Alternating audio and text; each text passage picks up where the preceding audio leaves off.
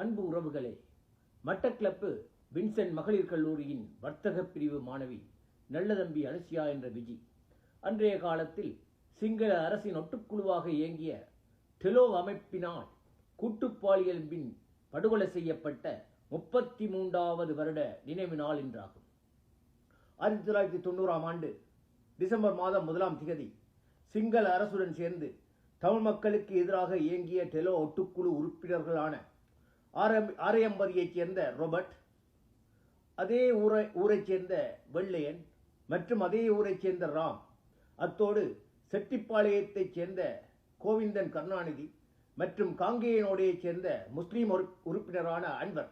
ஆகியோரால் கடத்திச் செல்லப்பட்டு கூட்டுப்பாலியலின் பின் கொடூரமாக கொலை செய்யப்பட்டு அவரது உடலம் ஆற்றில் வீசப்பட்டிருந்தது.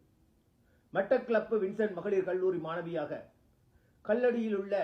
வீடொன்றில் தங்கியிருந்து தனது கற்றல் நடவடிக்கைகளை மேற்கொண்டு வந்த விஜி படிப்பில் மட்டுமல்லாது பரதநாட்டிய கலையிலும் விளையாட்டுத் துறையிலும் சிறந்து விளங்கியதோடு இயல்பில் மிகவும் அழகானவரும் ஆவார். இத்தனைக்கும் மாணவி விஜி எந்த இயக்கத்தையும் சாராது தனது கல்வியிலேயே கவனம் செலுத்தி வந்தார்.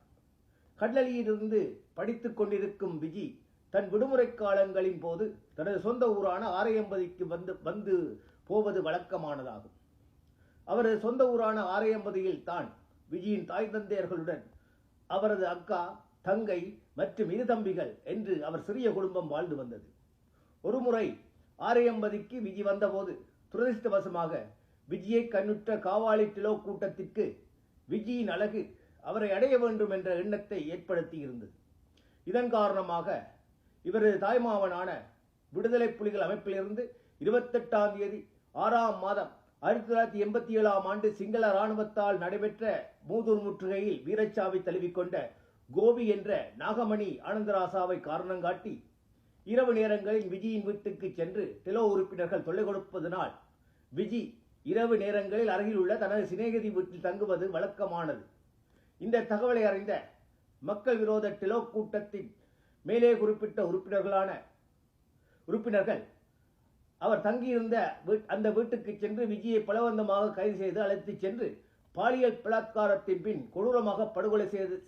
செய்து அவரது உடலத்தை ஆற்றி வீசியிருந்தார்கள். டெலோ கும்பலால் தங்கள் மகள் விஜி கைது செய்யப்பட்ட செய்தியை அறிந்து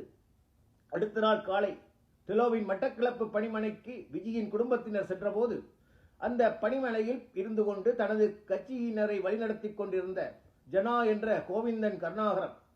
என்ற அன்றைய பாராளுமன்ற உறுப்பினர் நாங்கள் கைது செய்யவில்லை என்று பதிலை கூறி கையை விரித்தார். இப்படியான கேடுகட்ட விடயங்களுக்கு கட்டை பஞ்சாயத்து பண்ணிய கோவிந்தன் கருணாகரன் என்ற ஜனா இப்போதும் பாராளுமன்ற உறுப்பினர்களாக இருக்கும் அதே கோவிந்தன் கருணாகரன் என்ற அந்த ஜனா அண்மையில் தனது 60வது பிறந்த நாளில் தன்னை டெலோ இயக்கத்தின் கட்டளை தளபதி போல் முன்னிறுத்தி தனது போராட்ட அனுபவ வரலாற்றை பதிவு செய்து நூல் ஒன்றை வெளியிட்டிருந்தார். அந்த நூலில் இந்த விவரங்களை அவர் வெளியிட்டாரோ என்னவோ என்று எனக்கு தெரியாவிட்டாலும் இந்த அப்பாவி தமிழ் பெண் அனுசியா என்ற விஜயை கொன்ற அந்த டெலோ இயக்க உறுப்பினர்களுக்கு சிங்கள அரசும் சரி, இந்த ஜனாவின் டெலோ அமைப்பும் சரி எந்த தண்டனையும் வழங்கவில்லை. ஆனால் தமிழீழ விடுதலை புலிகள் அந்த 3 மரண தண்டனையை வழங்க அதிர்ஷ்டவசமாக ஆரம்பதியைச் சேர்ந்த ராமும் பாராளுமன்ற உறுப்பினரான ஜனாவின் தம்பி கோவிந்தன் கருணாநிதியும் தப்பிவிட்டார்கள். பின்னாளில் லண்டனுக்கு சென்ற ஜனாவின் தம்பி லிவர்பூலில் நோய்வாய்ப்பட்டு மரணமானார் என்பதை பதிவு செய்து புலிகளால் மரண தண்டனைக்கு உள்ளாக்கப்பட்ட அந்த 3 நோய்வாய்ப்பட்டு இறந்த தன் சகோதரன் உட்பட அந்த 4 சமூக விரோதிகளுக்கும் டெலோ இயக்க மாவீரர் பட்டியலில் இந்த ஜனா இடமளித்துள்ளார் என்பதை தெரிவித்து விடுதலை புலிகளின் மாவீரர்களுடன் போராட்டம் என்ற பெயரில் பொறுக்கித்தனம் செய்த இப்படியான சமூக விரோதிகளை ஒருபோதும் ஒப்பிடக்கூடாது என்பதை அறிவித்து இந்த விஜயின் படுகொலைக்கு பின்னரும் டெலோவை கூட்டமைப்பில் இணைத்து செயல்பட அனுமதித்த விடுதலை புலிகள் ஜனாவை போட்டியிட நிறுத்தக்கூடாது என்ற கட்டளையும்,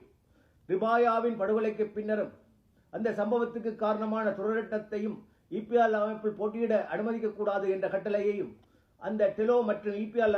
அமைப்புகளுக்கு அறிவித்திருந்தார்கள் என்பதை அறியாத பலர் அறிந்து கொள்ள எடுத்து கூறி ஈழ மண்ணின் மட்டக்களப்பில் வாழும் மக்கள் அந்த மட்டக்களப்பு தமிழ் மக்களுக்கு எதிராக பல பாதக படுகொலைகளையும் அம்மண்ணின் பெண்களை பாலியல் பலாத்காரம் செய்த பாவிகளான இந்த ஜனா, பிள்ளையான், துரைரட்னம் ஆகியோரை வெல்ல வைக்க வாக்களிப்பது என்பது வேதனையானது என்பதையும் துயரத்துடன் எனது கருத்தாக பகிர்ந்து கொள்கின்றேன்.